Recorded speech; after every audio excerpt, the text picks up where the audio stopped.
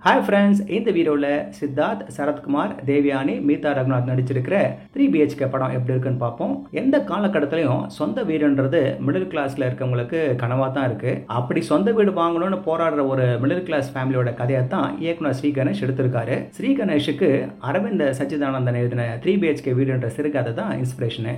இதோட கதையில் வாசுதேவனோட ஃபேமிலி ஒரு சொந்த வீடு வாங்குறதுக்கான தேடல் 20 வருஷமாக நடந்துட்டு இருக்கு. ஒவ்வொரு முறையும் போதுமான பணத்தை சேர்க்கும் போதெல்லாம் ஏதாவது ஒரு செலவு வந்துடும். ஒரு சமயம் மகன் பிரபுவோட காலேஜ் கேபிடேஷன் ஃபீஸ், அடுத்து மக ஆர்த்தியோட கல்யாண செலவு, அதுக்கப்புறம் இருக்கவே இருக்கு மெடிக்கல் செலவுங்க. இந்த படத்துல வாசுதேவனா வர சரத்குமாருக்கு சொந்த வீடு வாங்குற கனவு நனவானதா இல்லையா என்பதுதான் இந்த படத்தோட கதையே. டைரக்டர் ஸ்ரீ கணேஷ் இப்படி ஒரு சிம்பிளான கதையில நாம ரிலேட் பண்ற மாதிரியான செக்மெண்ட்ஸை சேர்த்து அதுல எமோஷன்ஸை பூசி அந்த கேரக்டர்களோட டிராவல் பண்ண வச்சு அவங்க தேடலை ஜெயிச்சாங்களா இல்லையான்னு கடைசி வரை பார்க்க வச்சிருக்காரு. இந்த கனவு அடைகிற வழியில ஆர்கானிக்கா தடைகளை வைக்க முடிஞ்சது.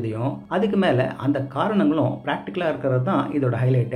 அட்ஜஸ்ட் பண்ணிட்டு போறது வேலையிலும் சரி ரிலேஷன்ஷிப்லயும் சரி எவ்வளவு கஷ்டம்னு சொல்றதும், அடிச்சா மட்டும்தான் வயலன்ஸான்னு மீதா கத்துற இடமும் இன்னொரு ஹை பாயிண்ட். இன்னொருத்தரால செய்கையாலும் வார்த்தையாலும் மட்டுமே தினம் அடிபடுற எத்தனையோ பேரோட குமரல் இது. நம்மள பல பேர் இதுல வர பல தருணங்களை அனுபவிச்சிருக்கலாம். இன்னும் சில இடங்கள்ல கண்ணீர் கூட முட்டி மோதலாம். ஆனா இப்படி கொஞ்சம் எமோஷனலாவும் ரிலேட்டபிளாவும் எடுத்துட்டு கடைசி பாட்டை மட்டும் ஏன் அப்படி கேட்க வைக்கிறாரு? உண்மையா சொல்லுங்க, எத்தனை பேர் நல்ல வேலையை விட்டுட்டு 34 வயசுல படிக்க போவாங்க? அதுவும் வயசான பேரண்ட்ஸ், டைவர்ஸ் ப்ராசஸ்ல இருக்க சிஸ்டர், அவ குழந்தை, வைஃப்னு இருக்கும்போது. சரி, ஃபர்ஸ்ட் ஹாஃப்ல சித்தார்த்தோட ஸ்கூல் லைஃப், காலேஜ் லைஃப்னு போனாலும் செகண்ட் ஹாஃப்ல அவரோட அடல்ட் லைஃபை இன்னும் நம்ம பக்கத்துல கொண்டு வந்தது தான் பியூட்டியே.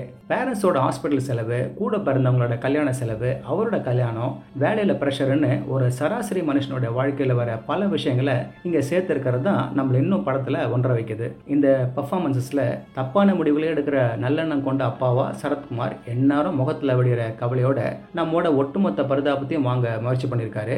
கடைசியா தனக்கு எது வரும்னு கண்டுபிடிக்கிற மகனா சித்தார்த். இந்த சித்தார்த்துக்கு வயசே ஆகாதா? ஆசாமி ஸ்கூல் படிக்கிற பையனாவும் சரி, 30 வயசு ஆனாலும் சரி நம்ப முடியாவே இருக்காரு.